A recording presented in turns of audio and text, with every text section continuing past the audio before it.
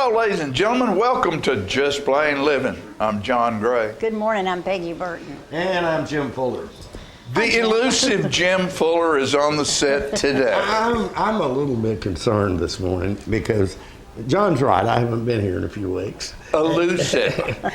And I come in this morning and they're talking about deep stuff. I know, They're talking really? about how some colors of paint way more and all that. Right. Maybe I might not be up to this. You know, back when about 6 weeks ago, the last time I did the show was pretty much off the cuff. Right. It's Now all you guys act football. like you Now we're actually- getting It was all football Yeah, we're back talking then. about football. We're all Yeah, involved in right. Football. serious Yeah. topics. Yeah. Hey, speaking about the weight of paint, Okay. I heard something the other day. I stopped by to see our friend Davin Heikkinen at Yes. Paintworks, and Davin is closing his business. Has Are he you already serious? closed or he is? He's in the process. He said he would probably be closed within the month. And the reason why is he can't get paint. That's fascinating because Plus his a lot wife of people has can't been get one- whatever. Yeah. Plus his wife. His wife's been on him to retire To for about the retire, last yeah. 3 or 4 years. That's one of the great things about being in a small business is you don't get those regular vacations and that kind of thing. No, you've got to be there. It's like living on a farm and milking cows. That's right. That's you right. can't go off on a vacation. But Davin said that Sherwin-Williams, where Davin started his paint journey downtown, makes the paint. There's only about 3 or 4 paint makers in the world. Really? Yeah, and they make all the paint for everybody. And Sherwin-Williams' biggest customer is Lowe's. And so now with the shortage, there was some kind of factory that went down during the freeze in Texas 2 or 3 years ago that is the only factory in the world that makes a specific chemical that goes in paint, and it goes in every paint there is out of that one factory. Is And that- they can't make enough of it to that make enough paint. chemical something Unbelievable. important in the process of painting? I don't know, or it in froze something. The success of the paint, maybe. Yeah, you know. Obviously. So, You know, that's Davin has been around for a long time. Yes, he has. Was an expert on paint. Oh, yeah. the number Absolutely. one paint guy in Tullahoma. You know, and he's the kind of guy that if you didn't know what you were really doing, you know, you could stop by there and Oh, yeah. he would tell you what kind of paint you needed. And Oh, yeah. all this kind of stuff. Match any color you had. Any color in the world. You know, so This he town will will certainly miss be him. missed. Yes, they'll miss him. You know, because most of your major contractors and people like that, a lot of those guys and girls buy paint from Davin because they know they can trust him. They know they can trust to get the right mix. They know they can trust to get the right type of paint. And if something's not right, Davin will fix it, no questions asked. You know, and another thing he would do, he was really great at it, was telling you who to get to paint. To paint, sure. You know, and he had a Yeah, he lot of kept them. a list, I Yeah, know. yeah. And the thing about it is, if you ever messed up and you didn't show up on a job when you're supposed to, he's done with you. I mean, you know, he's not Right. ever going to recommend It's you not no going to more. recommend No, you again. no. And that's the way it should be. Anyway, yeah. No, he's a great businessman, and he's been a very, very long-term supporter of us on this show. Absolutely. Not just this show, but in the telethons and most of the things that have happened around this town throughout the years. Paintworks has been involved. Right. And that crazy commercial that we do, and all of them that we do, Paintworks, you know, I'm going to, in I'm the gonna next miss couple of seeing- weeks, I'm I'm going going to to miss talk seeing to that Davin commercial. and see if I can get Davin in here. And he might not want to do it. Yeah. And just talk about and thank him from the community That would be for nice. for what he's done and given to the community through the years, and wish him well, he and Bonnie. Absolutely. So great They folks, can run great and laugh and folks. play now. Oh heavens, yes. That's Well, see, great. he and Jimmy Gaddis and some of the others, they motorcycle ride, and he loves to go out and take a Sunday afternoon or something like that, and just they might ride 300-400 miles. That's one thing my husband said about his life. If he had it to live over, he would have gotten a motorcycle and driven across the United States and back. Yeah. That was his bucket list. A lot of that goes on. So we had a great weekend at South Jackson. The TEDx was there. Tullahoma TEDx was there Saturday morning. Excellent thought job. It would be frozen out, but it excellent wasn't. job. I was Robin Dunn is to be congratulated for what she's brought to our community by the many things she does, but specifically that. John, you might elaborate just a little bit on what TEDx is, because a lot of people don't know. Well, there's a thing, and I don't know where it started or whether there's a TED, or whether those three letters Maybe mean it's something. Tennessee Educational. Well, no, this something. is TED Talks It's are nationwide, worldwide. yeah. I know. It doesn't. It's not Tennessee. TEDx is an offshoot of that because TED Talks. It's where people come in, visionaries, people who start new businesses, people who, the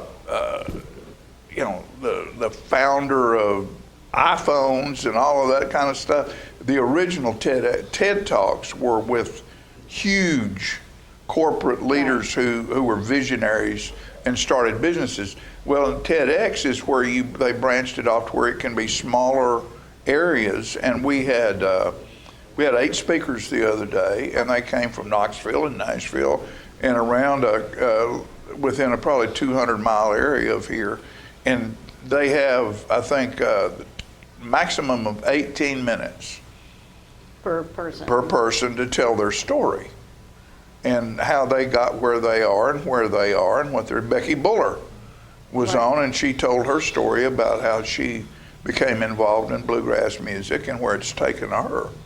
And then Jermaine Dunlap was there. Royce Massengale, who's been on our show, was there.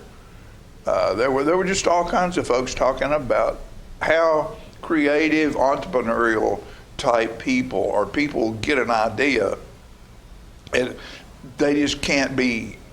They've just got to do it. Right. And a lot Just of people, got to. Can't help it. A lot of people can have the ideas, but they can't follow it through. Follow it through is hard because. Sometimes you lose. Sometimes you don't quite, but you go another path. People are looking at you and saying, "When are you going to get a real job? When you going to go over here? How come you're living in a garage, a pup tent?" And John's Out in the woods. John's a songwriter, of course. Right. And he's had a lot of great ideas, as I have, and I'm sure John's went through this. I've had a lot of great ideas at 2:00 in the morning. That's the best 1 time. o'clock. Yeah, I have lots of ideas. And at I've 2 heard o'clock. you guys talk about that. Unfortunately, for me, by the time I woke up, I couldn't even remember what the thought was. You remember what day it is. I Yeah, learned right. to have a piece of paper and a pencil beside my bed. That don't work. Sometimes it would work, and You look the next morning and you're writing, and all of a sudden Yeah. there's a big line goes down the edge of the page. Yeah. I used to get great ideas at 2 o'clock or 3 in the morning on how to do it was mostly involved in production. Yeah, I would yeah. have this great idea, it seemed at the moment, to make money for the Civic Center or do something like that. I never made much for myself. No. It's not that. It's that creative people have to do it. I mean, that's Yeah, just what it's they true. do. They have to do it. It's They like got no music. choice. It's like music. You have to do it. You don't necessarily always do it for money. No, and it's not just like one of the guys said the other day. He was scared. Guy was scared when he was a kid. They moved 400 miles from where he lived, and he went to another school, and he'd gone to a school like out in Ninth Model or something like that. He was in a town with 10,000 kids in school. All of a sudden. And he was scared to death. He didn't want to go to school. He didn't want to go to the class.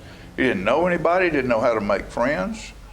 And he invented himself through a 3-step process. 1, wake up every morning, look in the mirror, and say, "You're the king of the world." Right. Get up and Do a get little dressed. dance. Put some active music on, and do that. And then the second thing is you have to step outside your comfort zone. Right. And that doesn't mean if you can't swim to go dive in the ocean. Don't wait. Don't make what you do. It's sort of like working out. A lot of people work out, and they work out so hard that it's miserable, so they don't do it anymore. He said, if you can't swim, you want to learn how to swim, step outside your comfort zone. Go to the lake and put your big toe in. Right. And by the end of the week, you need to be in up to your ankle.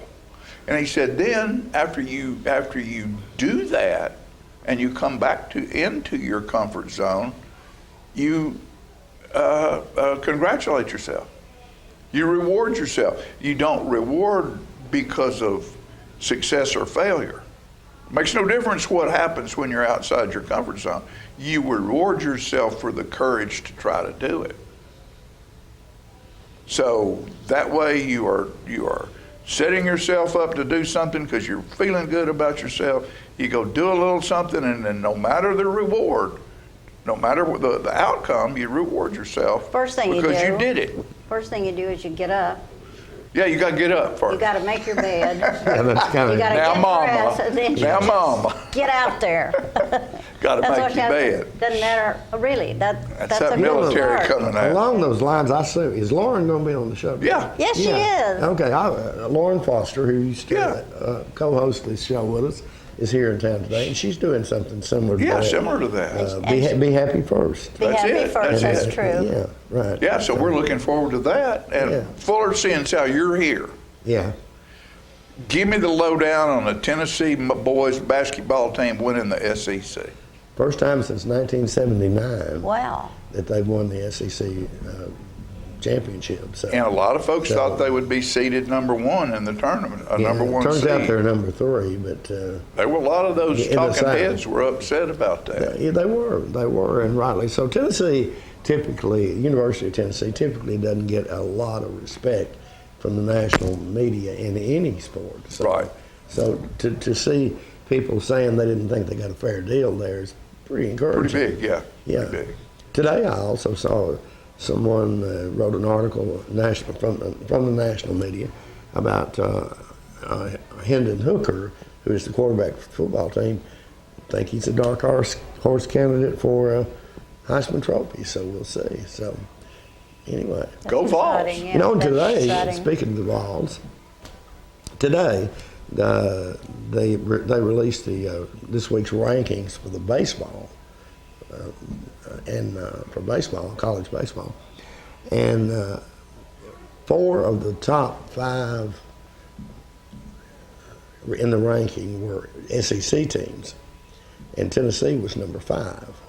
And they're 15-1 on the year so far. Wow, imagine Sounds that. good, yeah. And guess who else we're going to have on today? And you get to interview them. We have our local archery team who had some national Yes.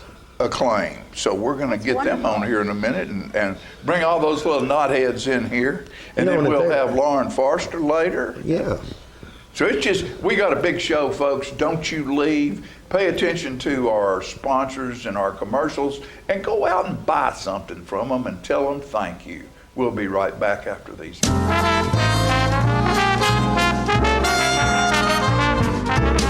The Bookshelf in Tullahoma is the fundraising arm of the Coffee County Literacy Council. Since 1988, the Literacy Council's goal and purpose has been to support and promote adult basic education in Coffee County. We enable individuals to complete their high school equivalency exam, which helps them get better jobs or continue into higher education. The Bookshelf at 114 Southwest Atlantic Street in Tullahoma is where we sell used books, which are donated to us by the community. Come see us, bring your books to donate, and join us as you find every genre of books that you can imagine. MacArthur Manor Assisted Living is passionate about creating better experiences for our Manchester seniors. Our residents describe us in a few words. Welcoming. When you walk through the doors at MacArthur Manor, we'll treat you like family. Caring. Through high standards of personalized care, we help residents live life to its fullest. Engaging. With a wide range of life-enriching activities, there is something for everyone at MacArthur Manor. With our residents and staff now vaccinated, call us today to schedule your safe and personalized tour. I had a knee replacement, so they've got me in life care, which I'm very, very thankful for. I couldn't garden, I couldn't do my flower beds, I can't chase my little dogs. I have been in several therapy sessions for knees and back, and that's the best therapist I believe I've ever been to. It's tremendous because I'm able to walk again, but if it wasn't for the care, I wouldn't be where I am. Let us champion your recovery. Life Care Center of Tullahoma. Is this the year you want to get fit? If so, check out just some of the things Tullahoma Parks and Rec has to offer. Kickboxing, aerobics, silver sneakers workouts, swim lessons, boot camp, water aerobics, basketball, Zumba, yoga, pickleball, lap swimming, treadmill, karate. Get fit, Tullahoma, and have some fun with Tullahoma Parks and Rec. The individuals with dementia, those with Parkinson's, those that have maybe mobility issues, need caregivers. Well, those caregivers are 24 hours a day at home, and they never get a rest. And if they have to go to work, they're kind of out of luck. So that's why Trinity came into existence 25 years ago, to allow the caregivers to have a safe center where they could put their loved ones, know they would be well cared for, stimulated, fed good nutritious meals, have activities to their level, and then the caregiver can stop by and pick them up and go on home and have some continuity into their life. Get your news first, fast, and free with your news leader on 6 every Tuesday, Thursday, and Saturday nights at 6, 8, and 10 p.m. Local weather, sports, community calendar events, and a comprehensive look at the latest news stories and news makers as only a video news broadcast can do. Get it first, fast, and free with News Leader on Channel 6, your local information network.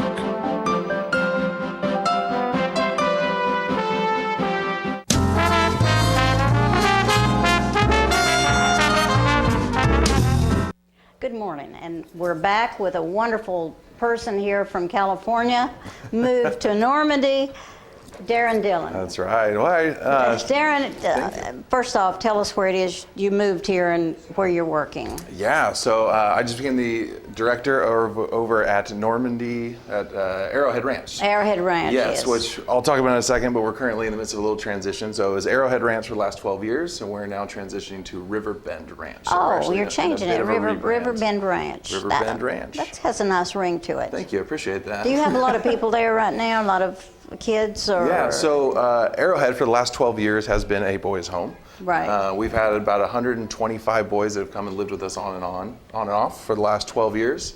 For as little as a year up to 3-4 years. So we've had different lengths of stay. And sometimes they stay that long. Sometimes they stay that long, yeah, until they've aged out at 18. There's actually been a couple that have stayed from 10 to 18 all the way through. Yeah. So yeah, It's a wonderful program. It is. Do you find that most every person that comes there becomes more successful when they leave?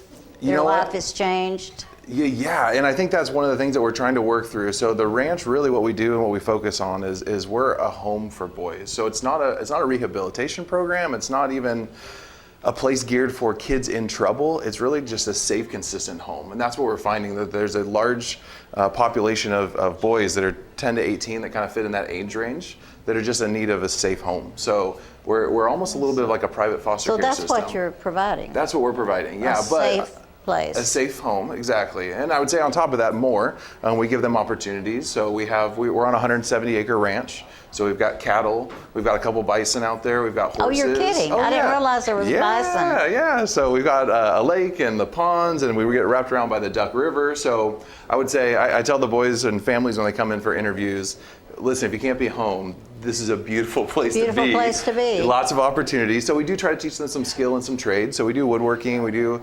automotive, and we have some welding programs and some classes and things that we do. But they also get to interact with our animals and get to learn a little bit about herd health and farming and agriculture. So we're really trying to give them that safe home, but also a well-rounded opportunity for the future so that they can see. So that they can face life. Yeah. And deal with it. Exactly. I think that's the big thing. And Exactly. I think about the farming end of it because I grew up Did you? child of a farmer, and I always kind of knew what to do. Yeah. Plant a seed, for heaven's sake. Sure, but it's not normal anymore. So I even know. just this last week, we were planting seeds and we're transplanting them and getting them ready to go because we're That's getting our beautiful. garden area ready. So yeah, we've got some good stuff, but we're in the midst of transitions, like I was saying. So, Right. so I just came out here about 7 months ago, so I'm new to this area, new to the ranch, the program, and everything. But for the last 15 years, I was a pastor in Southern California at a church called Saddleback Church.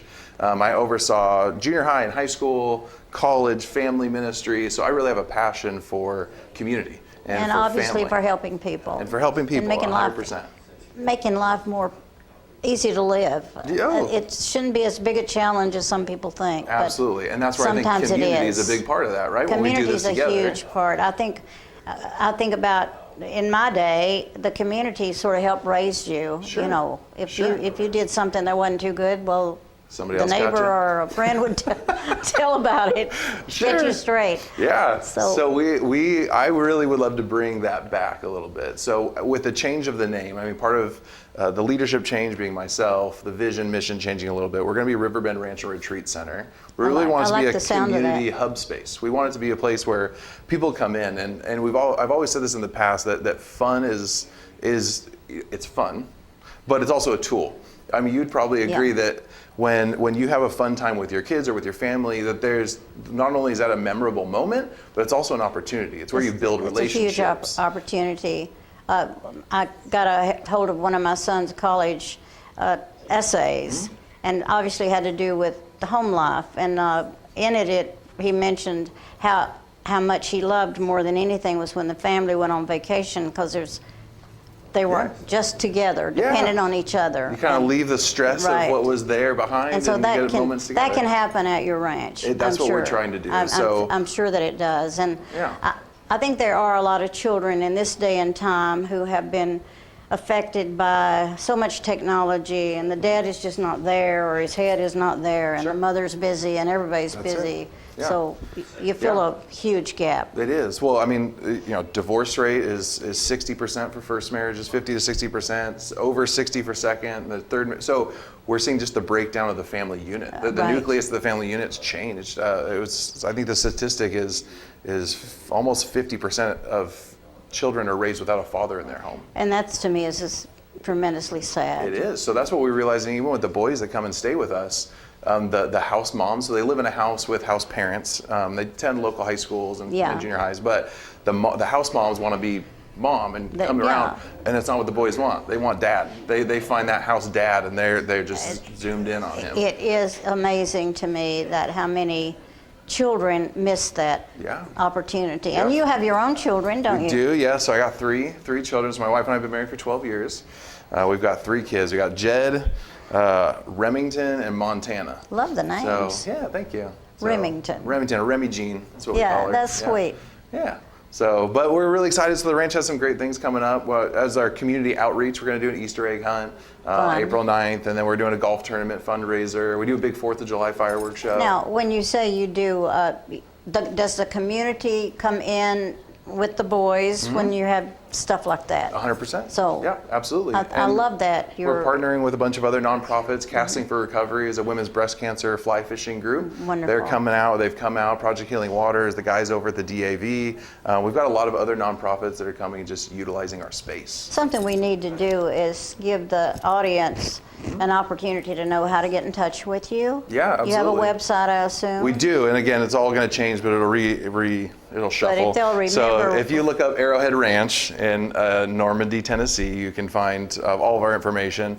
We're on social media. You can find us on Facebook at Arrowhead Ranch. Hopefully all the things will stay the same, but the names will change really quickly. But yeah, you can feel free to call our office at any time, or 931-857-4000, and you can call us, and it goes to my cell phone, so you can just call me. But the main thing, if you remember the name of the place, and you're quickly going to change it. We're in the so midst of change right now, but Riverbend Ranch. But Arrowhead is works easy to find also. as well. Yeah. Well, you've done such fabulous work there, and I say you and the people before you. Absolutely. That you had a good background to build on, and I just think how fortunate we are to have someone like you in this community. Well, thank you. I Because how appreciate far that. is Normandy? What, 10 miles? Oh yeah, 12 minutes. I think from Right. here. Yeah, it's very close. Just very close. Yeah. Is there any special criteria for getting into the ranch? For the boys, yeah. So the boys that we take are boys that don't have any sort of history or background. Really, we're looking for boys that fit into our program, and it's really the parents that are in need of our help and our support, and the boys just need that safe, consistent home to be at. So that's really what we focus on. Yeah. So no history of violence or drugs or alcohol or any of that. They're good boys that are just need some They just extra need some support. guidance and some extra support. Absolutely. Well, I hope you're going to come back, Darren. Absolutely, I'd love to. All right, thank you, and we'll return with some other thing.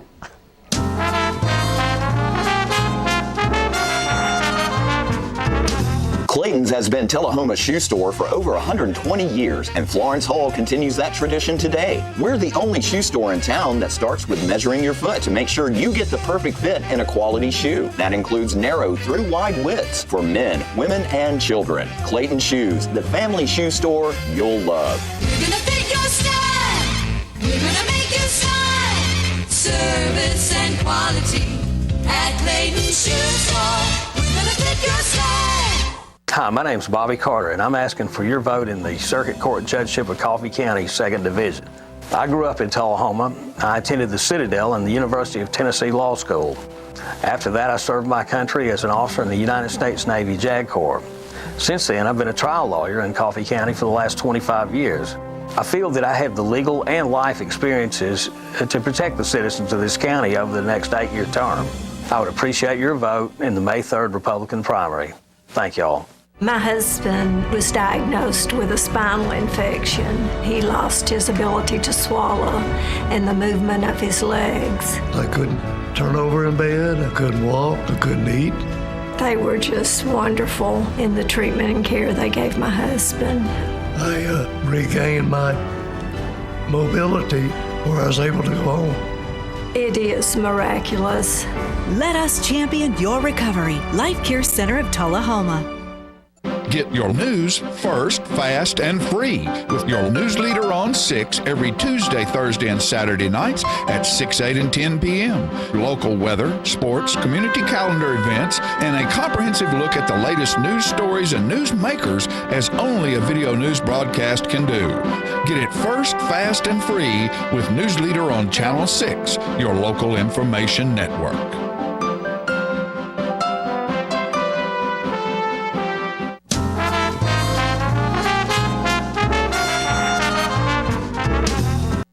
Okay, ladies and gentlemen, we're back, and we always love to have people who are not necessarily in control, but are in control of our city and our safety and our health and well-being. And today we have Fire Chief Preston on today. Preston Pearson.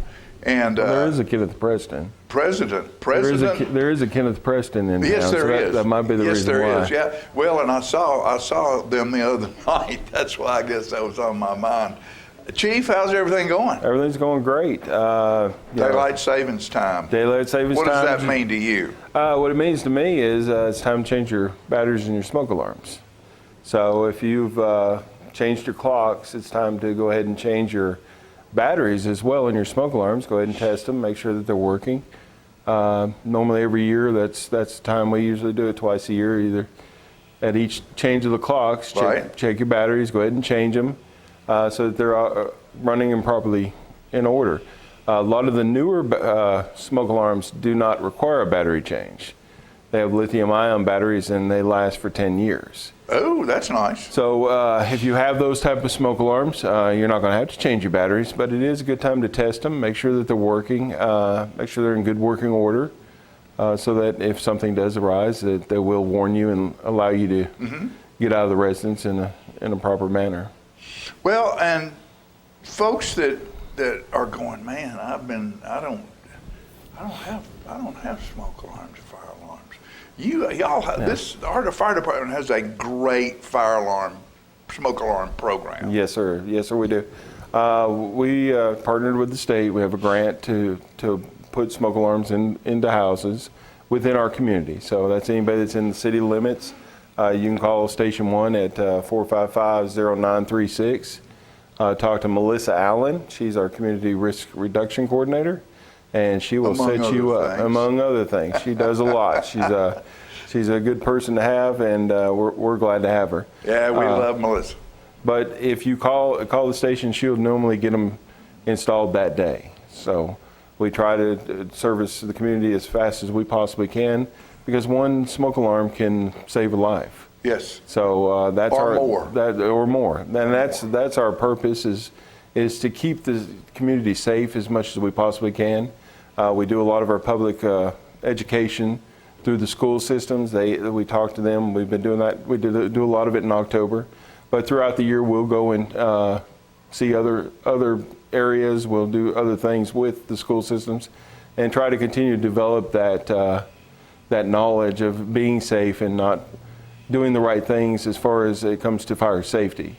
And having those smoke alarms in your house, if it saves one life, we've done a great justice to our community by allowing that to happen. Well, and what would be cool is a third grader or a second grader or a fourth grader goes home after having some interaction with Tullahoma Fire Department and walk in and go, "Hey, Dad, when did you check the smoke alarms last?" Dad's going to go, "That is a great thing. Boy, I've been meaning to do that." And the wife's going to look up and she said, "I've told you to do that." But this little child right here walks in and says, "Have you checked the batteries in our smoke alarm?" Guess when it happens? Right then. Right then. So your interaction with school children is we very important. We do a lot of talking with the school children. We start at kindergarten and work through the 5th grade for their first parts of their lives. Right. Then we do career days within the school systems. Just continuing to bring that message to them. We talk a lot about the smoke alarms, make sure they have smoke alarms in their house, make sure that they're checked. And you should check those monthly. I'm not saying just twice a year you check them. You should check them monthly, make sure that they're in operating condition. If you're having issues with your smoke alarms, you can call us, we'll come and check it. We have no problem in coming and check your smoke alarms, make sure that they're in date. A smoke alarm will last for 10 years, and then you throw it away. It's not good after 10 years. So that's the reason why the new lithium-ion batteries are 10-year batteries. 10-year batteries. So at the end of that life cycle, that smoke alarm gets thrown away, and they replace the smoke alarm with a new one. Now, when you replace them, you're replacing them with that type of a smoke alarm with that type of a battery, right? Yes. All of our smoke alarms that we're providing at the present time have a 10-year lithium-ion battery, and they'll last for the 10 years. Not say that we don't have issues at times with some, and we'll come back if a smoke alarm starts to be faulty, we'll come back and replace it. Yeah, they're manufactured by humans. Yes. Nobody's perfect. Indeed. And now, if someone goes out and says, "Oh, they're at the builder supply or hardware place somewhere," and they go, "Look and see a smoke alarm," they go, "I need to get one or two of those," and they get them. Will the change in the battery, did it affect the price of the smoke alarm? Not really. Very much. It really hasn't changed the price of a smoke alarm. One of the things that newer houses that are built, probably from the 1990s, in the early 90s up, have interconnected smoke alarms. Yeah, they're hardwired. And they're hardwired into the system. We cannot replace those with our program. Sure. We can only do it for houses that don't have smoke alarms and are battery operated. Now, with that said, we can direct you in an area where you can go purchase new smoke alarms for your house, and they only last 10 years as well. So if your house was built in the 90s and you haven't changed smoke alarms out, they're needing to be replaced. They're ready to be. So that's good information. We can You're actually. full of good information, I'm full of it today. So with that said as well, we will come and replace or try to help you replace those interconnected ones as well. Just part of the service that we try to help our community and continue to try to keep everybody safe as much as we possibly can. Well, you do a very, very good job. I appreciate Thank you that. for what you do. All you folks okay? Everybody's doing great. Everybody seems to be moving right along. We've replaced a lot of people in the upper management area over the last 3 years. That happens with time. It happens with time. We lost about 170 years of experience. My goodness. Over the last 3 years. And still have quite a bit of experience that's still leading the department. Yeah, So. are you finding that there are enough people interested in being a firefighter and willing to go through the training to be a firefighter? That is one thing that's happening to everybody. It's not only the fire service, it's the EMS service, it's the nursing service, it's in just regular everyday life. The amount of people that we have that are ready to take a job or go to work has diminished, and we're having a harder time doing it. We are right now presently looking for a new firefighter. So We do have an application process up online. It allows people to apply for that Great job. bunch of folks to work for, and a great cause to work with. Appreciate So, Kenny Preston. Pearson. I did it again. Pearson. It's all right. Thanks, buddy. Thank you, sir. Appreciate you, and look forward to you coming back and bringing us some more good information. Yeah, I'll be honored to come back. We'll be right back.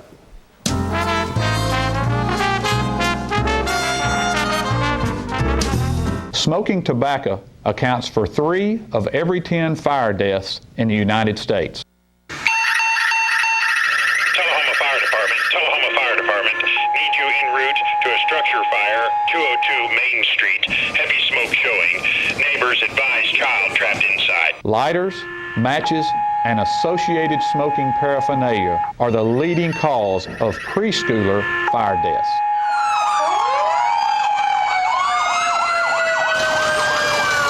We as firefighters know that most structure fires can be prevented.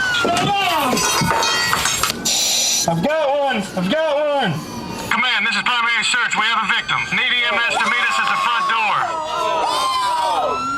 Please help us to give you a fighting chance. This can be prevented. Contact the Tullahoma Fire Department for a free home safety inspection. What's a Tennessee vacation? It starts off like any road trip, and then, boom, adventure and thrills everywhere you look, which happens to be some of the most beautiful scenery in the country. Music here, history there, and all kinds of green in between.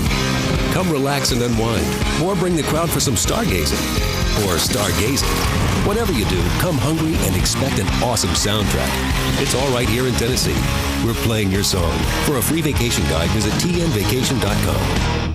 Get your news first, fast, and free with your news leader on 6 every Tuesday, Thursday, and Saturday nights at 6, 8, and 10 p.m. Local weather, sports, community calendar events, and a comprehensive look at the latest news stories and news makers as only a video news broadcast can do.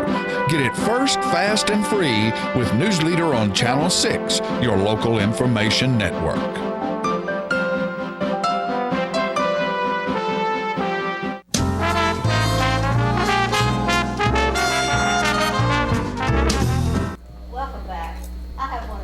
People I've ever known, and the most fun and energetic. Lauren Foster sitting right here beside me. Welcome back, Lauren. Gosh, it's been a long time. I'm so happy to be here. And since the last time I saw you, my gosh, you have written this book, and we want to talk about that first because time goes so fast. Right. And the name of it is Happy and Free on Purpose. Tell me what brought you to that title. Well, Happy and Free on Purpose. On Purpose has a double meaning. It means that you're living according to your unique purpose. Right. And it also means you're doing it deliberately, that you're waking up every day and choosing your perspective, choosing how you're going to look at life, choosing, to be positive, to look at, the gifts in life instead of looking for things to complain about. To complain about and whine about. That's beautiful. Yeah. And, freedom, the human soul wants to be free. And we've totally let go of that. And we've, let the world dictate to us who we are. And fit ourselves into little boxes instead of being in full expression of who we are. Exactly. And what we want. Yeah. And when did you first get the notion to put these ideas that you had collected over time into a book? When did you start it? The last time I was here on this stage with you hosting this show was back in 2011, and that was like the lowest point of my life. Actually, I was subbing here once a week and filling in at the radio station, and I had just exhausted myself with trying to search outside of myself for happiness, like we all do. We all do. Yeah, and I would reach a certain level of success in whatever venture it was, and then I got to the edge of my own self-worth. I got to the edge of what I thought I deserved, and then I would just sabotage, and everything would fall Did you apart. just feel like you didn't quite have fulfillment Well, I didn't get it at the time. Now, this Okay. is in hindsight. I mean, I wasn't deliberately going, oh, okay, this job's too good for me. I'm not worthy. I'm going to ruin it. Yeah. I didn't do it on purpose. Right. But, subconsciously, you make yourself into a vessel that's only able to hold so much. Right. So much happiness, so much success, so much joy. And if you want to expand any of those things in your life, you have to expand the vessel too. You have to, be able to open your heart and open your mind and allow more of whatever it is into your life and be able to accommodate that. And, that's a real weird and woo-woo kind of concept, but it really is all about, spirituality and understanding that you are not your body. Right. You are your divine spirit. You have a body. Yeah. That's your friend and your companion in this life, but it's not what defines you. And So you live by yourself. I do. In where actually is it? I live in Flag Pond, Tennessee, which is almost on the border of Tennessee and North Right. Carolina, way out east. And so at that point in 2011, I was bankrupt. I was my final failure. I was just like done. And living with my sister, and had she been in a position to take care of me, I might still be there on her couch. But she was not, and so I just dredged down for the life skills that I had gathered over the years. I was always interested in religion and spirituality and law of attraction and positive thoughts and all of those things, and I just made a very simple dream for myself and began to move in that direction.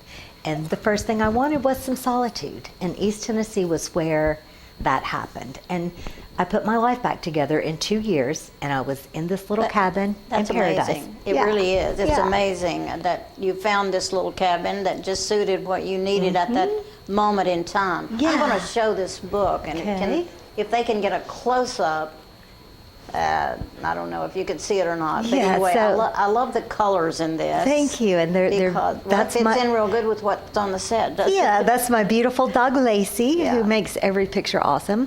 There we go. So I found myself in 2013 sitting in this little paradise that I had built with work that I loved. That it was I had created everything in my life that I set out to create, and I was so happy. I realized that I got to choose what I was paying attention to and whether I was happy. And I thought, what I want now is to help other women do this and not take 50 years. Yeah, that's a good idea. And get it done so much faster. And so I started it started as a business, but it's a movement now called Be Happy First. And the book evolved from that, and I got certified as a life coach and got certified as a primal health coach. That's wonderful. I think a lot of people don't even know what a life coach is, and I do. And tell them a little bit about being a life coach, some of the things that you help with. Okay, well, so you cannot see your own life from within. Yeah. A life coach can see from a very objective position what's going on with your life, what things are happening in your life as a result of the things that you think, which results in your actions. Yeah, your thinking dictates what it is that you do often. Yes. Your thoughts manifest everything. First your emotions, then your actions, and then your results.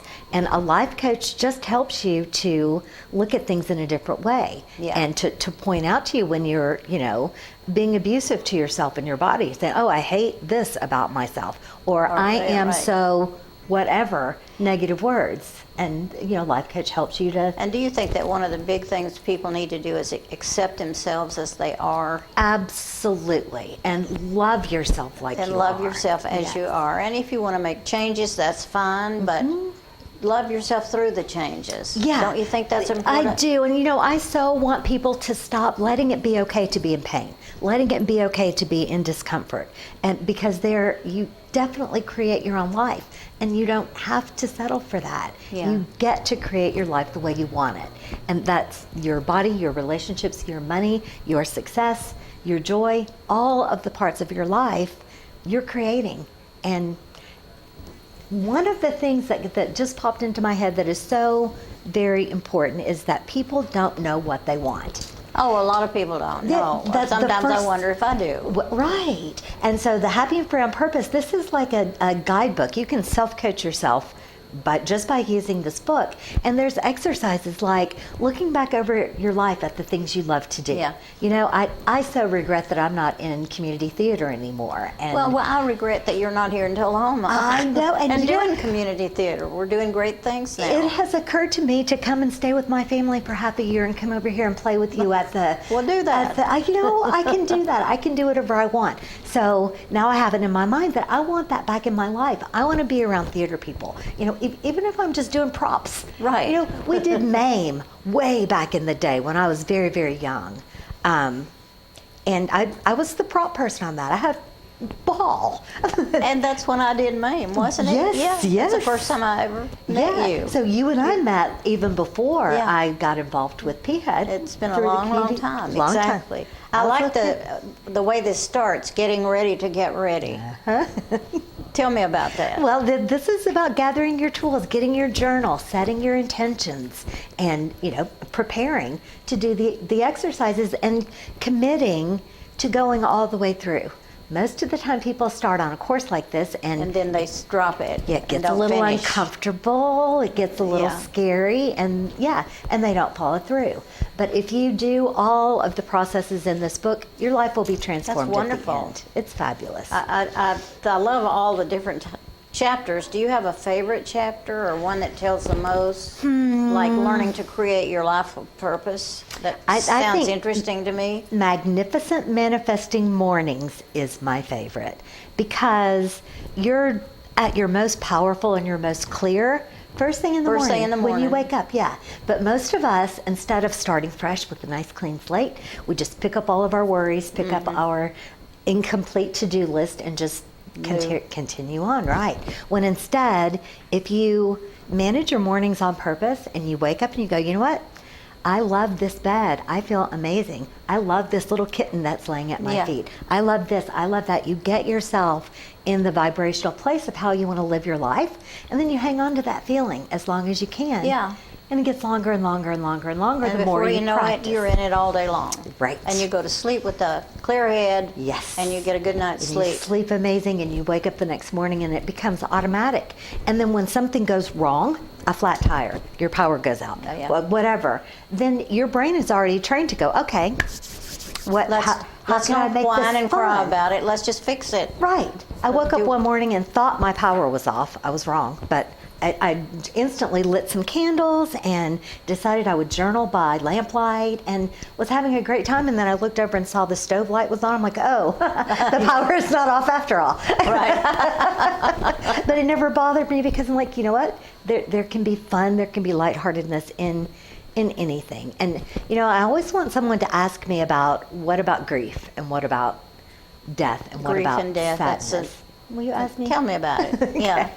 And because the question is kind of automatic, how are you happy when the love of your life just died?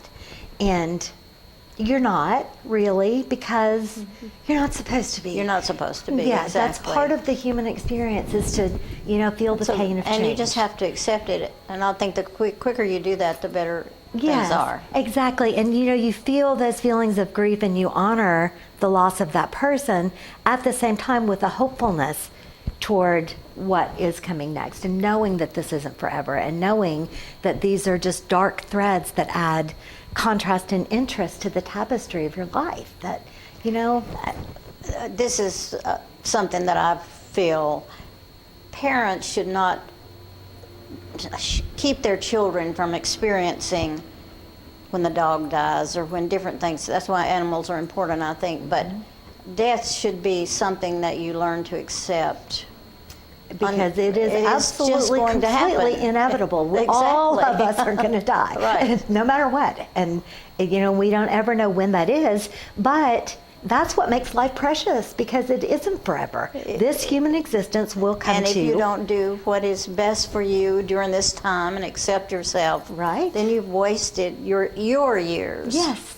And, living in fear and lack, and, people get to the end of their lives and they always regret the risk they didn't take, the Right. chances they didn't. Why didn't I do that? Why? Yeah, nobody ever says, "Oh, I wish I'd worked more." No, that's right. I wish I had slowed down and calmed down and not done so many exciting things. Yeah. Nobody ever says Nobody that. ever says that, no. No, and and so there's a great difference, and like getting a scary diagnosis that suddenly becomes the star of your life. But you can have grief and pain and fear with hope. I think so. And you can have fear and grief and pain with despair. Those are two very different things. So, and it's all in the way that you're looking at it, and all in your perspective, and the way that you choose to look at this. Lauren, you're just have a volume of information in your head and in your book. I feel like, how long did it take you to finish this? About 6 months. 6 months. Mm-hmm. But what time of gathering day of did you material- find yourself writing? What kind of what? What time of day did you find yourself writing? Oh, in the morning. In the morning. I'm very much a morning person. I knew this writer from Australia, and she wrote a lot of books, and she said she went around whining and carrying on because she said, I never have time to write. And finally one day she woke up and said, well, you know what? I think I'll get up at 4 o'clock. Nothing's happening in the house. And that's when she started writing. Mm-hmm, So right. you have to find a place. Yes, you make know what? things You got to come priority. back. They're going to run us off. Oh no, that's all. It's all good. I will definitely come All back. right, don't I'd love it forget, here. Happy and Free on Purpose. And how can they get this book? That they can get that on Amazon. Just search Happy and Free on Purpose, Lauren G. Foster, or you can go to laurengfoster.com. Okay. And you can get to Amazon from there, or by a direct. I hope you'll copy come back, from- Lauren. We I will. love you here. I absolutely will. Thank you for having me. We'll be back with something.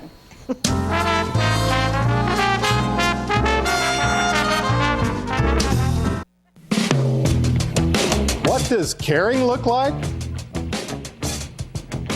This is what caring looks like. This is setting an example for others. This is rising to the challenge. This is doing what works. This is doing my part. This is doing your part.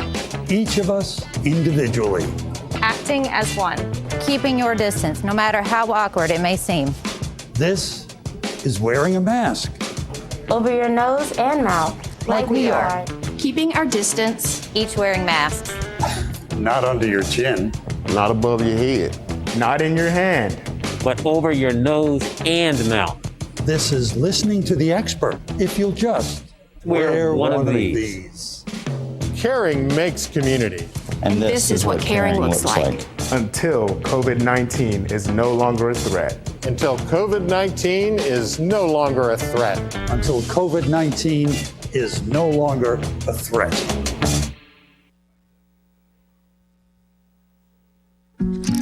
If you want to be a parent, it doesn't matter how you play, what you wear, how you dance, or even what direction life takes you. You just need to be there. You don't have to be perfect to be a perfect parent. Thousands of teens in foster care don't need perfection. They just need you. I feel like we're safe at Parkview. There's somebody on staff all the time. So if you need help, help is there. We are surrounded with people that are looking after us and taking care of us. The staff is wonderful and always available. We feel so safe and secure here. I feel safe at Parkview all the time. How long has it been since you raced a cheetah? Are your tornado creating skills getting rusty? Tired of being the only one in your neighborhood who hasn't built a dinosaur? Sounds like it's time to visit the Hands-On Science Center. The Hands-On Science Center is an indoor science playground. In this museum, please touch is the rule. Join us for weekly science demonstrations on space, lasers, lizards, rocks, and a whole lot more. No two visits are ever the same, so visit often to see our ever-changing exhibits and demonstrations. The Hands-On Science Center, 101 Mitchell Boulevard in Tullahoma.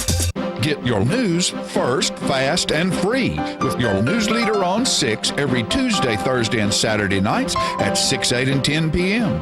Local weather, sports, community calendar events, and a comprehensive look at the latest news stories and news makers as only a video news broadcast can do. Get it first, fast, and free with News Leader on Channel 6, your local information network.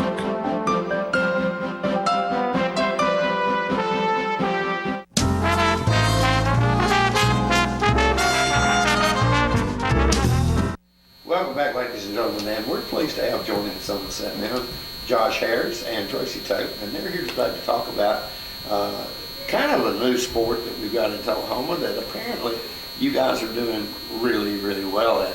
Josh, I remember you've always kind of been into athletics and that kind of thing. Yep. Star on the football team, a heck of a baseball player, done a lot of things in his life already. Attended UTC in Chattanooga, Yep. playing football. How did you get into this?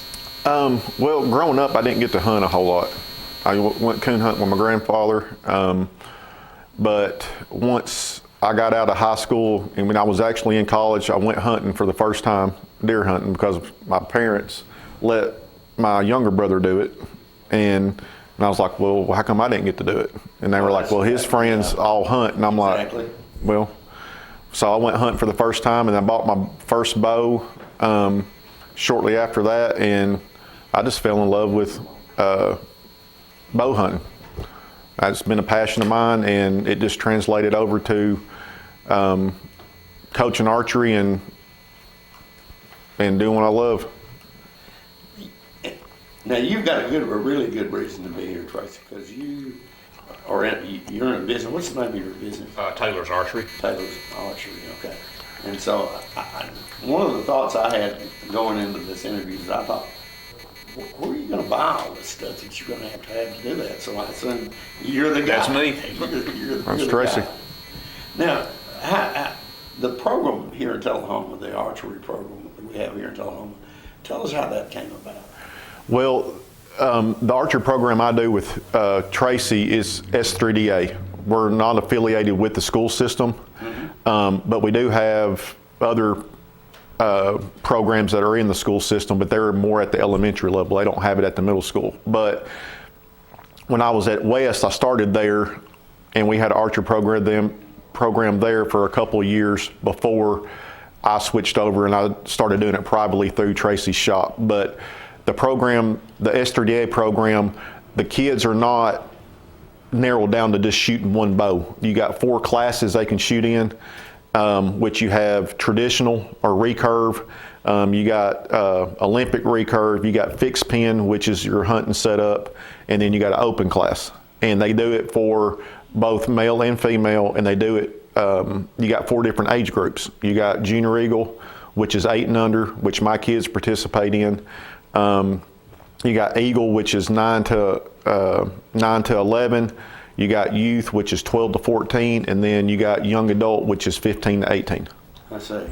So it's a wide variety of ages that are involved in this kind of thing. Yep. And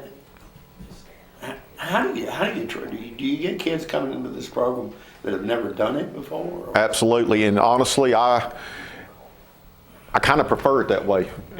It's easier to train them. It's easier. Yeah, they don't have the bad habits. Like me, for instance, I didn't have nobody coaching me, and when I started doing it, and then I started actually reading up on articles on how to shoot and different things and different kinds of releases that are out there, different kinds of equipment. I realized real quick that the way I shoot was not accurate. It wasn't the right way to shoot. And so you have to teach him how to shoot. I gave him a pointer. But it's just, coaching is something I've always enjoyed doing, but coaching archery, that's 2 passions I have, so it just worked out. I'm guessing that, when I was talking about you playing football, but that's something you got to have the size and the ability to do that kind of thing. That doesn't apply so much in archery, does it? Not at all. And that's the reason why we get a lot of kids that your traditional sports, they just wasn't their thing, and hey, come see me. We can get you on the team and get you started. What kind of commitment do kids have to make to do this? I mean, is this something that requires practice every day? For your best shooters, absolutely. And like me, I think we had 48 kids sign up this year, and I can't practice every day. But we practice, each group got to practice one time a week, but the 3 that are about to come on, they put the time in. I mean, it's, you know, I can get you 1 day a week, but depending on how good you want to be, you got to shoot several times a week. So do they practice this at your facility? Yes, they can. They practice at home. But we provide a place for them to practice also. Right. Okay. Now I understand that you won some awards in the past, because I know you've been on this show. Yep. But talk about recently. You won some. Recently, we went to nationals. We had our state tournament. We had several Shooter of the Years, several state champions. We did really well at the state. We went to nationals, and the nationals, we peaked right at the right time. I mean, like, we had, I think it was 3 second place finishers. We had one that actually is national champ. My Junior Eagle group, they were national team champs. Not a single one of them placed under lower than 7th in the nation. Unbelievable. And we had 2 third place finishers, I believe. So we had several placed in the top 10. So, and we had several that they wasn't close to being on the podium, but they shot their personal best score. And that's always been my thing as the coach is, yes, we're competing against other teams and other shooters, individuals and stuff like that, but they all come in a different development. Like, you got some that have been shooting with me for years, some of them that haven't. And so they're all on a different level, and your biggest competition is yourself. Always try to get your personal best score. Try to beat what you scored yesterday. And that's just been my philosophy with it. You got to be proud of those kids. Absolutely. There was close to 1,000 kids there. No kidding. And where was this held? Kentucky, Owensboro, Kentucky. Owensboro, Kentucky. The skills they learn doing this, if you want to, if you're a hunter, for instance, that's going to help you a lot with something like that, I guess. Yep. Correct. I think they're telling me we need to get these kids on here because they actually the ones that were so successful. So, not sure how we're going to do that, but you're going to talk about them and bring them up. All right. This is Natalie Best. She's a junior this year. She's been with me for how many years? I've been with Josh for 7 years now, since 2015. Since 2015. And she won the state. She's state champ. She is Shooter of the Year for Tennessee. And if I'm not mistaken, she got second at nationals. Yes. I'm also, Shooter of the Year as well. She, first day, first flight, dropped a point right out of the gate. And she battled back for the next day. She shot clean the next day. I think it was a 150 with how many X's? 150 with 23 X's, I believe, out of 30. So. Were you nervous? Very. I was very nervous. But she handles it well. She practices hard, coachable, and she put the time in. How old are you?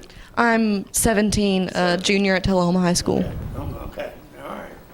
Well, congratulations. Thank you. Yeah. Okay. All right. Next is Ashley Scott. Ashley's been with me. Now, Ashley's a product of the NAS program at East Lincoln. She's been shooting bows for how long? This is my 9th year. 9th year shooting bows. Now, Ashley got state champ. She got Shooter of the Year for Tennessee this year. We went to nationals, and she finished 3rd in nationals. But you're also, I think you're a 3-time national podium finisher, right? Yes. You've been a national champion. You got 2nd. Yes. And then 3rd place. She got 3rd place this year.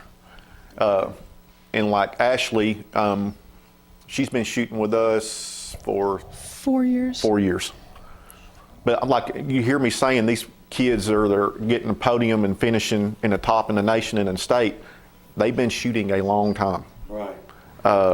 So that's what it takes. And I've been saying this for years. The quicker we can get them in, the higher their likelihood or their chances are of getting the scholarship monies when they get to high school, Okay. and doing well. So there is scholarships for these. Absolutely. Right.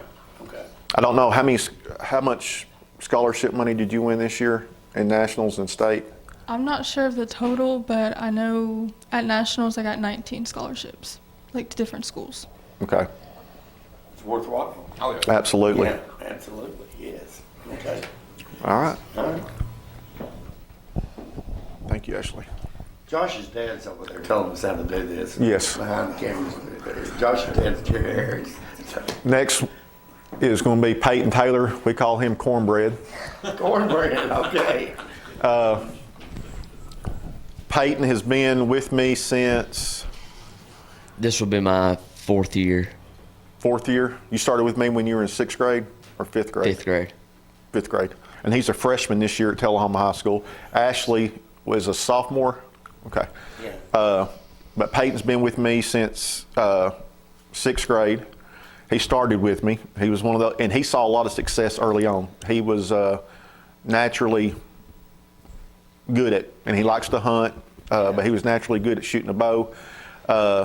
Peyton was in the lead for Shooter of the Year, and we kind of figured if he shot his best, he was going to win state. Yeah. He ended up 2nd place and in 2nd Shooter of the Year off of one tournament. The state tournament got him in 2nd place. And he didn't finish like he wanted to. And he did put the time in. I mean, he's very coachable, worked hard, went to nationals. And we kind of figured out, Tracy and I, kind of figured out the reason why he didn't do as good at state as he did at nationals because he wasn't wearing his shorts. At nationals, he wore shorts and cowboy boots. Yeah. The only one, and it wasn't against dress code. I went and asked Melissa Carter, her husband's the state director, and she said, it's not against dress code. If that's what he wants to wear, that's what he wants to wear. And I'm like, well, we're going to wear it. And then he went out and shot a 150 in 29 X's. If I'm not mistaken, your dad promised you he'd buy you whatever car you want or big truck you wanted if you shot a perfect 150 30X. And his dad was over. His dad was sweating bullets. But then the next day he still shot clean the next day, but shot 150 with 20 X's, and he ended up in a shoot down with a kid from Indiana for first in the nation. Yeah. And we got, we missed it. It was by a width of a piece of paper. I mean, it was just that much, and he ended up losing by an X, but got 2nd place in the nation. Okay. Goodness gracious. And he's been, and he's a multi-shooter of the year for the state of Tennessee too. And he's So- got some time left. In your Oh, absolutely. Yeah. He's just a freshman. Yeah. But we're very proud of our older age group. I mean, they're the ones that lead by example and show the younger ones that, hey, it takes more time. I mean, you got to put forth the effort. And but it's just a amount of focus required is in discipline to be successful. All right. Well, you got to be proud of these guys. Oh, absolutely. Yeah. Very proud. And I don't know if you can see it, but his Shooter of the Years get a belt buckle. Yeah. Nice one, And too. several of our shooters got Shooter of the Year and our state champions. Yeah. So Okay. did really well. All right. It's amazing what you guys have been able to accomplish. How long did you say you've had this program going on? Oh, I think they're telling us to wrap it up for this age group. Is that what that means? Yeah, Okay. that means we're done, Josh. All right. I need to pay more attention to what they're doing back there, I guess. Well, guys, thank you so much for coming by today. And tell us where your store is. 100 East Lauderdale Street. Okay, and you can buy all the kind of things you need Yes, to get into the sport, and I bet you can tell them how to do it, right? Yep. Yeah, that's We do. it. All right, so stop by and see him. That's Taylor's Archery here in Tullahoma. Josh, congratulations. Thank you. Congratulations Thanks, to you as well. And to all these fine kids here. Who'd have thought? That's quite an accomplishment from Tullahoma, Tennessee. Yep. They know who, without a doubt, you go to Owensboro, they know who Taylor's Archer is. We were on the podium a lot. Outstanding. All right, folks, we'll be right back in just a moment, right after this.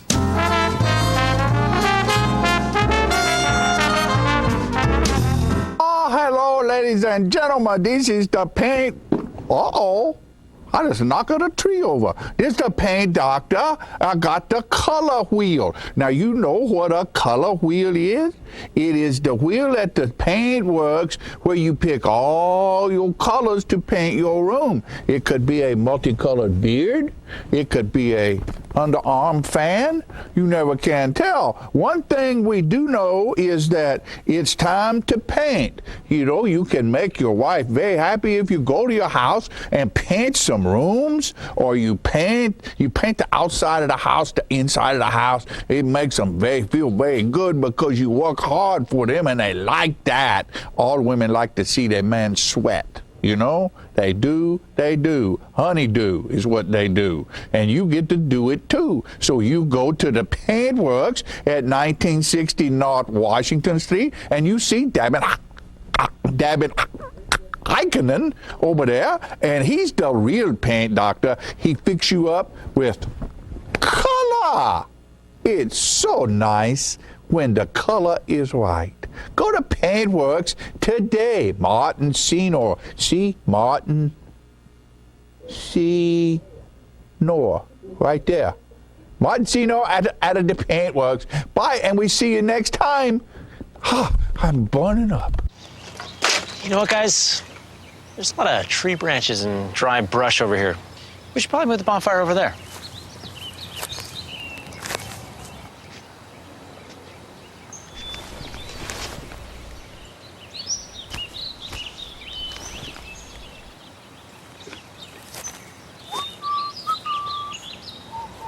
I'm guessing Smokey liked that idea.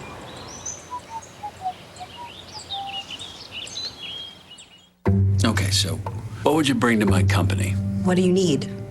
I need problem-solving skills. I got through high school without a car, a phone, or a computer. No college degree, though. Not yet, but life's taught me a lot, and I'm ready for more. Well, you're not the typical kind of candidate that I hire. But you are exactly what I'm looking for. Your company could be missing out on the candidates it needs most. Learn how to find a great pool of untapped talent at gradsoflife.org. Get your news first, fast, and free with your news leader on 6 every Tuesday, Thursday, and Saturday nights at 6, 8, and 10 p.m. Local weather, sports, community calendar events, and a comprehensive look at the latest news stories and news makers as only a video news broadcast can do. Get it first, fast, and free with News Leader on Channel 6, your local information network.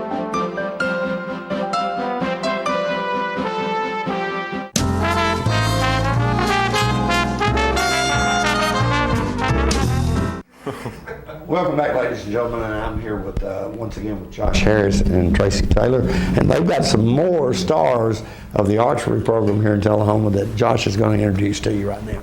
I'm going to start with the front row. This little girl right here, this is my daughter, Briley Harris. Tell us how old they are, too. Briley is 6. Easton Terrell, he is 8. We got Kinsley Hartman, this is my niece. She is 7, right? 8, sorry. And then this is Macy Bucar. She is 11. And then this is my nephew, Chase Hartman. He's turning 11 at the end of this month, or May, right? May. That's his birthday. Okay. And this is my son, Hunter. He is 8 years old. Okay. So some of these are yours, 2 of them. And this is Reagan's son. That's my sister's. And so they probably got some personal attention coming up when you first started doing this, right? Yes, absolutely. Okay. I think Briley started when she was 5, competing. Hunter, I waited till he was 7. Yeah. We needed to mature a little bit, but yeah, unbelievable. It's hard to imagine these youngsters have the strength really to be able to do that, but obviously there's a technique that the bows that we have, or that Tracy has at his shop, are very versatile as far as for beginners. They got draw weights from 5 pounds to 70.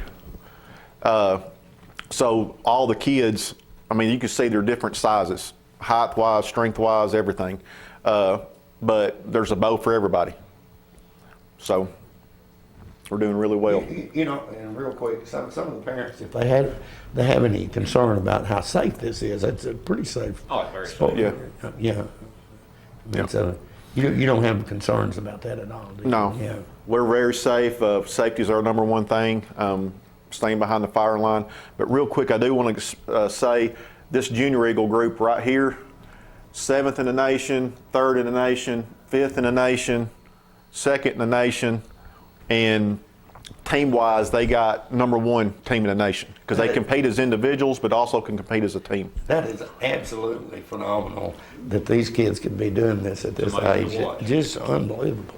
And Macy is my sole national champion in the recurve division this year. And how old were you? 11. 11. So a lot of years left for all these She's got kids. a lot of years to do. Yeah, oh yeah, absolutely. All right, guys, thank you so much for coming by today. It's been very entertaining. And I think enlightening to a lot of people in Tullahoma that didn't maybe not know that this existed. You've done a tremendous job, folks. Thanks so much. Thank you. For having us. All right, we'll be right back in just a moment.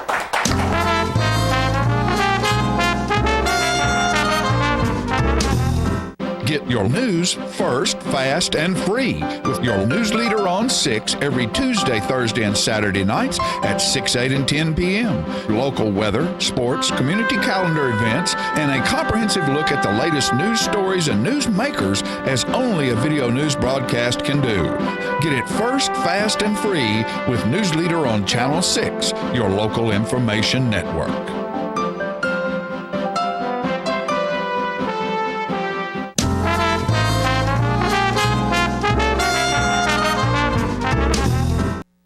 This is George Casey, and I'll introduce you to the audience here. Coming to South Jackson Civic Center on the 17th of this month of March, St. Patrick's Day.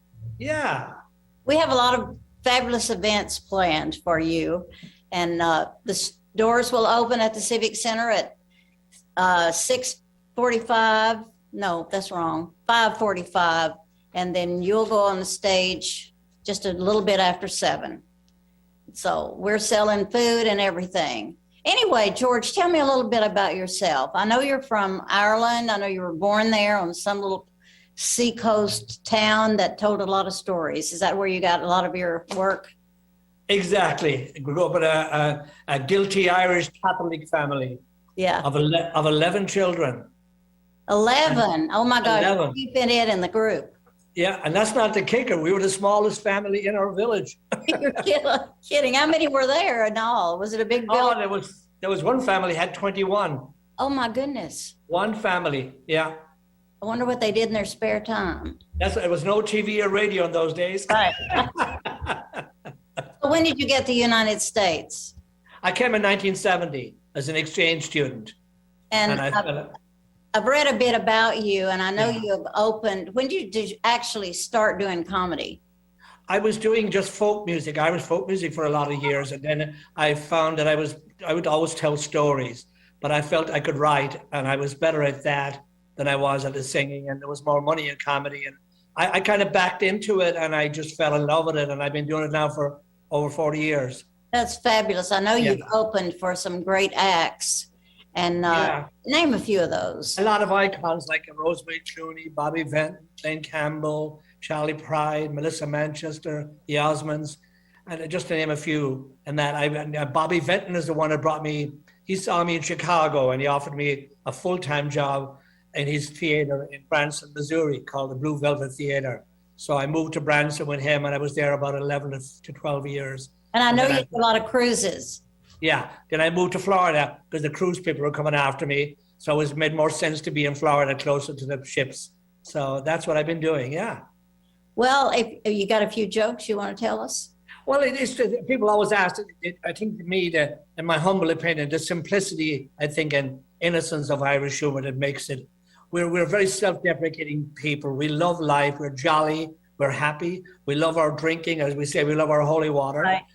And we enjoy life. And I think the great mystery to Irish comedy is you never know if we're making fun of ourselves or making fun of you. We're just clever little people. We just love having a good time, you know? We laugh. We're very, very, again, self-deprecating. The famous guy, George Bernard Shaw, a great Irish writer, said one time, Ireland is the only open-air asylum in Western Europe run by inmates. So he meant that in a lovable way. He meant it. We're funny people. Get over it. We like enjoying life. Yeah. I know one of the things I noticed about some Irish friends I have, we used to live in London, and I had some Irish friends. It seems like they were always the life of the party. They always had a story, and they were always smiling. Didn't matter if they had clothes on their back, they were still having a good time.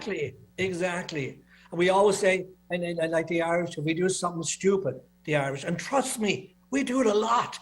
We're never ashamed, the Irish. We don't sweep it under the carpet. No, we just go out drinking and tell everybody about it. That's what we do. We just, you know. Well, one of the things we're selling at our event next week, when you're there, is we're selling green beer, and we have food. I mentioned to you Irish stew and several things like that. So we hope people will come early and listen to, we have a group of Celtic instrumentalists that will be performing. And then on stage, just before you go on stage, we have Traketra, an Irish group of, Celtic dancers. And they're they do a little comedy themselves. So good, that's fine. Show for you. And super, absolutely. I mean, that's what an Irish party is all about. We all get involved. Right. Have a good time. Yeah, absolutely. No problem at all. Yeah. So, do you know what time you'll be arriving? I fly in on very early on, is it on Thursday? Yeah, Thursday morning I fly in, and I should be up by your way by probably 10 or 11 in the morning. So I'll be in loads of time. Yeah, I have loads of time to be there. And I always check in with you just to make you know I'm here. Okay. I have landed. I'm here. No plane delays or nothing like that. So I'm flying directly from Orlando up there. So it shouldn't be any problem. Yeah. Well, I hope you have no problem getting on a plane. I hope everything is going well that day and there's no bad weather. Yeah, that's it. Yeah. But it's a short one, so we should be okay. Yeah. I made sure I got the earliest one out, and I even made sure there was another one at 8, another one at 9. So I have 3 chances I'll be there in loads of time. So I've been doing it for 40 years, and I know, like you do, we can't take chances and depend on one flight. So I've been there and done that, you know, in that sense, yeah. And I didn't want to fly in the night before and didn't cost another hotel. So I figured, you know, I'll go in the day, no problem at all, you know. So have you been performing in a lot of places lately with the I just got back from, last weekend where was I? I was up in upstate New York on Friday at a place called I can't think of another theater. It's on my website. And then on Saturday, I was doing a very private yacht club in New Jersey. Oh, that sounds like fun. For a 100% Jewish audience, and they were wonderful. Oh, they had a good time. Just wonderful. Let's let everybody know what your website is so they can. It's just georgecasey.com. That's so. georgecasey.com, and they can see videos and get a taste of the comedy I do. If they want to check out before they buy the tickets, there's stuff on there and what I've done and that. So that's, you know, it's cool. Oh, they just need to buy a ticket and come on in and have a good time. Yeah. It's going to be usually my wife Laurie, she's an American girl from Illinois. She goes with me because she's my bumper or the wind beneath my wings for 34 years. No, she's not coming this time. So she always does. She usually comes. So and then she's great because I do a lot of comedy about her, but it's all in, as I say, in good taste. That's probably why she stayed with you. You kept her laughing. Yeah, we're laughing. I tell people all the time. I always tell the audience, I think she's cheating on me because we've had the same mailman for the last 34 years, and we've lived in 4 different cities. That's great. So I do tease her. It's all in fun, you know. Yeah, it's all in fun. Yeah, in that sense. Yeah. When you moved to Florida, did you find it very different from your homeland? I did. Well, I did, and from where I was in Missouri. What a big jump from a little town, in Branson, Missouri. I lived in Chicago. I lived in Cape Cod when I first saw, and in Las Vegas for 10 years. So that's my life. But now my roots are down, and I'm moving nowhere. I'm not going anymore, so I don't have to worry about the mailman anymore. I'm not moving. So I told him, you can stay now. I'm not moving again. You may want to come to Tennessee after you visit us next week. I'm looking forward to it because actually, Peggy, I think the number one music in Ireland is country music. Absolutely Really? number one. Johnny Cash would be like an icon. He'd be, you might you could walk into an Irish cottage in Ireland back in the 60s when I was growing up in the 70s, and you'd see a picture of, you know, the Lord Jesus on the wall, and right beside it could be Johnny Cash, it could be Dolly Parton. I mean, there are icons. And icon. I just came off a cruise, what they call a charter cruise, and it was an all-Irish cruise, 2,000 Irish people drinking for 7 days on a boat, and everything they did was country music. I mean, they did the Irish songs, but even when they did the Irish songs, they put a country flavor to them. They love the fact that you tell stories, and it's about every day and families and broken hearts and whatever it may be. So it's a very, very common. attached. Yeah, love country music. Yeah. And did you tell me you were a singer too? I was at one time. I thought- started out, yeah. I actually even started out as a minstrel in one of the famous castles in Ireland called Dromoland Castle. Where Yeah. I would take my little guitar and I would sing like this, and I go sing little Irish songs. Are you right there, Michael? Are you right? And I would do all these little things, and that's what I started out doing. And then I finally came to America as an exchange student, like I said, and I broke into the comedy by accident, and it was the best thing I ever did. So I'm very fortunate. Yeah. What a great way to spend your life, just laughing and telling stories and traveling Exactly. around the world. I Yeah. assume you still go a long distance because you're coming up to see us. Yeah. So you're Wait a open minute. for any place maybe that might need a good comedian, right? Exactly. And I wanted to say that your comedy is clean. Children can come, correct? Family. Exactly. A family show. A family show, no profanity of any sort, and even when I go somewhere, it's very done with real good taste. But I wouldn't be allowed on ships, and I wouldn't be 15 years in Branson if I wasn't a family comedian. You have to be. George, I think I'm going to have to let you go. Our time is running out. It's so great that you took the time to talk to me. Thank you, Peggy. It was a doll. I like your green jacket. I feel good already. I did that on purpose. So I will see you Saturday. Thursday.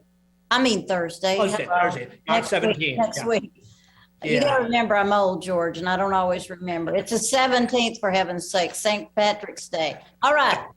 God bye, Peggy. God bless Bye-bye. you all. You too. Take care. Bye-bye. Bye. At the Tullahoma High School gym, it's the 4th annual Purple Olympics. Free food, free fun. Y'all come. See you there.